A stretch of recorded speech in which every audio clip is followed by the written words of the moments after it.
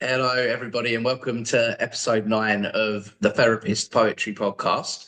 Today, we've got Sarah with us, who is an art therapist. I'm just going to hand it over to you to introduce yourself a little bit, Sarah. Hi, I'm Sarah. I am an art therapist in Northern Ireland. Recently kind of restudied to be an art therapist from being a teacher. And I very much work with a wide range of clients. So I work with people from the ages of 8 to 97 at the minute. Wow. Yeah. So a lot of work with children, and up at the upper end of the scale, I'm working with people with dementia. So wide range, many different kind of symptoms coming in to see me, many different kind of aims. So very broad, but very enjoyable all the same. Yeah. And so that's working with young people and with people that with dementia of any up to 97, Yeah. you said. So I'm wondering, is it, yeah, is art that you use with all of those clients from all those Yeah. ages? Yeah. Yeah. No, I use art of very different mediums. So I have a very broad range of materials that they can use, from just simple pencils to clays to working with reminiscence objects for people with dementia. Wow. A lot of the different modalities that we use within it change depending on the client. And also, it's very much up to the client. I bring everything. It's like a zoo Yeah. when people come in and they see how much materials I have. Yeah. But they get to choose what they use and what they feel comfortable using. And not every material will be right for everyone. So Yeah. it's very tailored to everyone who enters the room, I suppose. Wow. Yeah. And I've never spoke to anyone that works with dementia, so that's really interesting to me. So bringing art into that form of work is really helpful. Yeah, no, absolutely. I've had clients who are non-verbal, but yet they're able to Right. communicate using the artwork. I've had clients in the past who have drawn landscapes of places they used to live in, Wow. and then family members coming and going, "I know where that is," and they haven't Yeah. spoken for 2 or 3 years. Wow. Um, so there's amazing kind of outcomes and opportunities that art therapy can provide for people Mhm. that verbal communications just wouldn't do. So Mm. it's just one of those amazing, wonderful kind of modalities within therapy that is available, I suppose. Yeah. And I mean, I'm just thinking what a gift that is, not only for the client, but as you mentioned, for the family as well, that's connecting with memories that words can't. Yeah.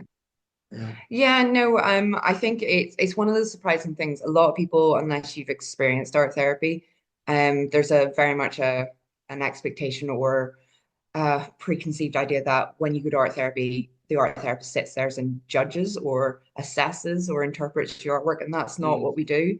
It's not for us to judge or interpret someone's artwork. The Yeah. artwork belongs to the person, and Yeah. it's up for them to understand what it means. We just kind of guide, we hold the space, we will help kind of work out what it might mean for them.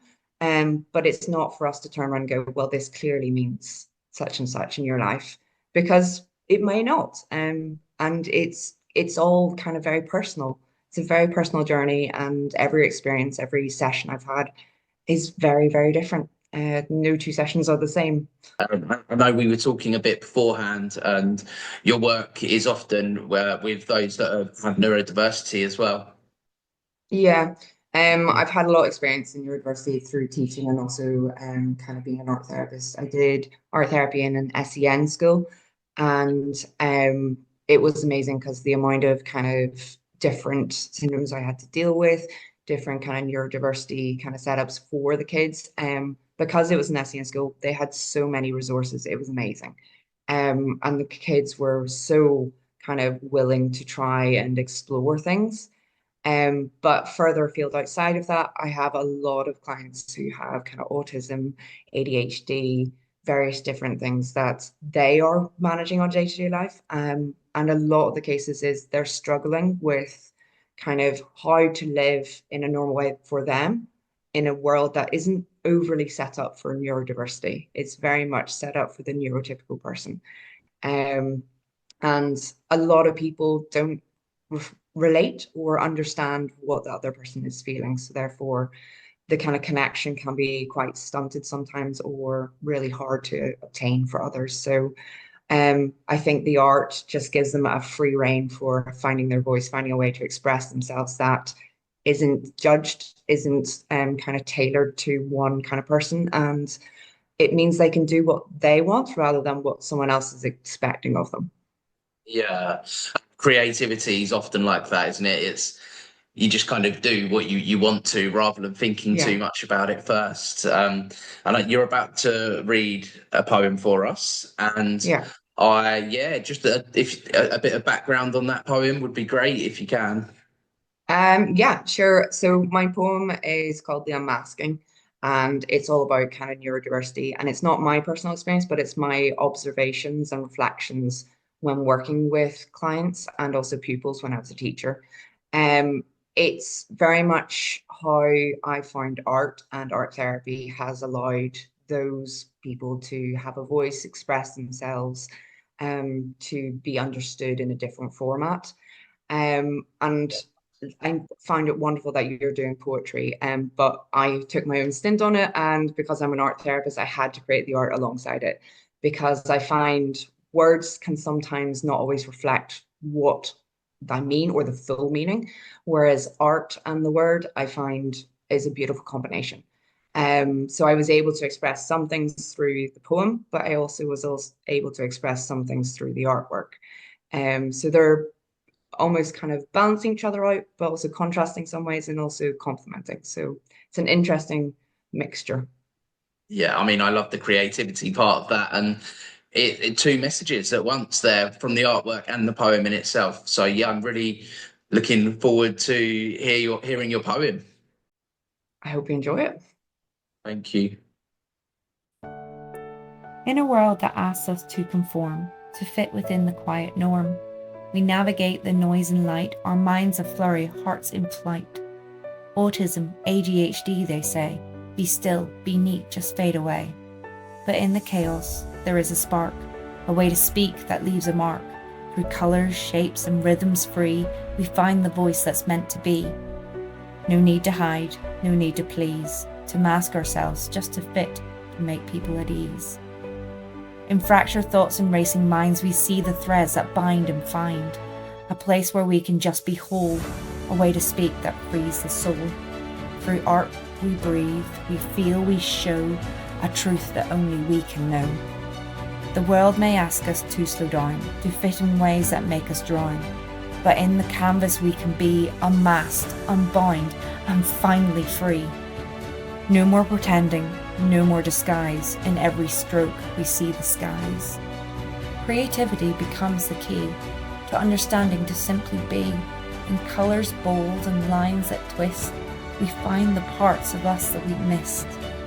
Our minds may race, our thoughts may stray, but in this art we find our way.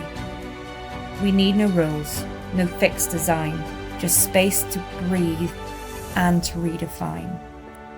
Through creativity, we claim our voice, to live, to speak, to make our choice. No need to mask, no need to hide. In art we stand with hearts untied.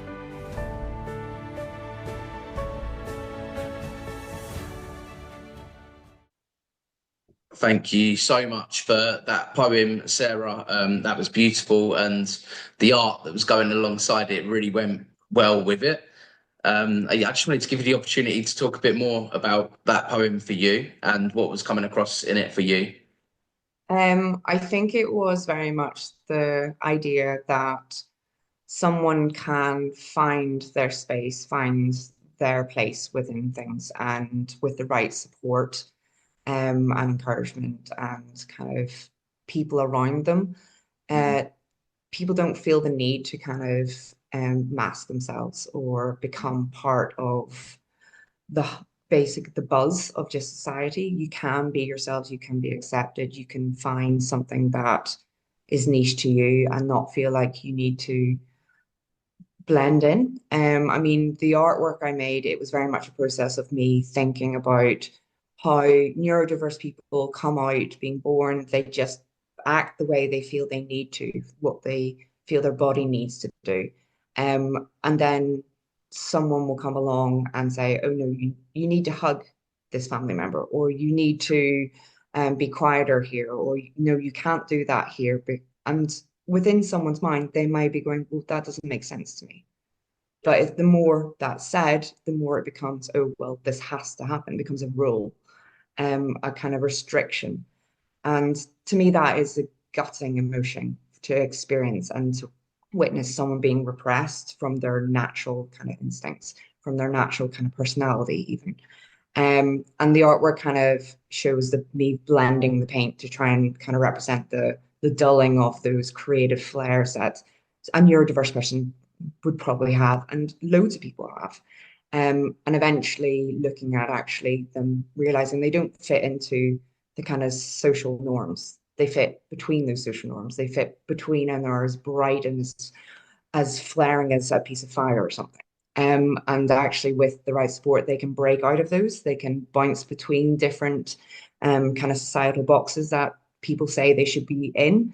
And they actually find who they are within themselves. And I think creativity, like you said earlier, is one of those kind of freeing modalities that people can just be and create what they want rather than feeling they have to do it in a certain way. So it was kind of my exploration of that, and my exploration of how art and art therapy can assist people with kind of neurodiversity and allowing people just to find their voice within the mayhem. Yeah. I mean, the word acceptance was coming up for me, and being able to Yeah, accept all parts of themselves. And yeah, as you said earlier, that society, unfortunately, it doesn't necessarily always allow that. There's social norms and the ways that we're expected, that we yeah, internalize and yeah, almost change ourselves. And with autism and ADHD, changing ourselves to be who we're expected to be. And when I was watching your artwork there, the masking tape as well, the word masking came up straight away for yeah, me with that. And almost going there's like separate boxes there. And what happened for me was I was thinking about how those boxes might represent how we feel we're meant to behave in yeah. certain situations or around certain people. Yeah, it was very much me kind of looking at the structures that are put in place from the word go. Even if you look at the kind of the parent and the child, the mother or the father have to do this. They have to teach their child this. They are expected to spend so much time with this person, or they're expected to take on this role. There are so many classifications, like specific roles that people take on and are expected on a day-to-day basis. And a lot of the time, when people reflect on some of the things they were expected to do, um, if you ask yourself, was that really something for me, or was it expected for me because society deemed it was the appropriate thing to do? And I do think that is a really interesting question to kind of reflect on in general, even with people, even if you're neurodiverse or not. It is a question that is slightly terrifying when you reflect on it. The amount of things we do because they're expected rather than, is this something I want to do? Um, but yes, the masking, that is one of the main things I've noticed, particularly with neurodiversity in girls. Younger girls learn very quickly how to mask. Um, and masking they're very good at it from what I've witnessed.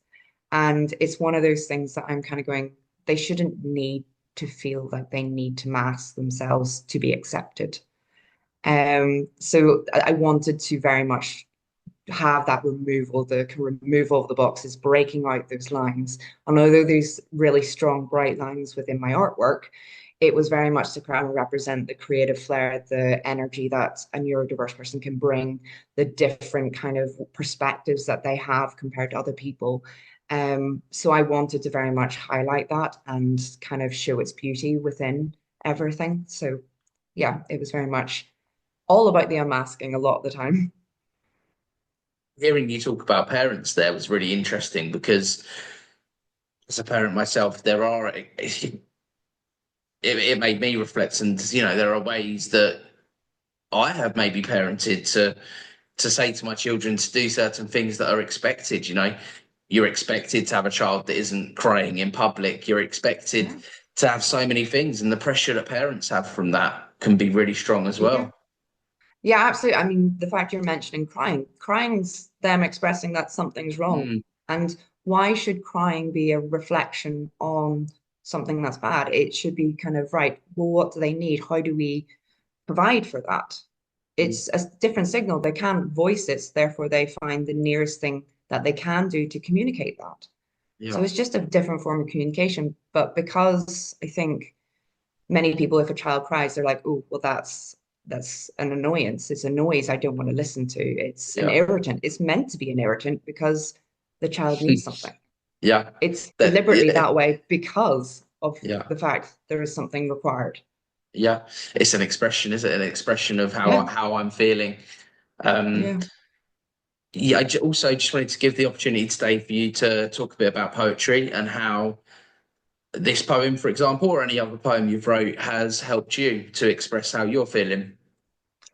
I do use poetry quite a bit in my own artwork. Usually when I'm creating art, there are words that will fly around my head that come out. So similar to how you looked at the artwork and you had masking, you had acceptance, those kind of words will stick with me when I'm doing my artwork. And I've done things very much, usually art first, words coming through, and then creating poetry alongside the artwork. Mhm.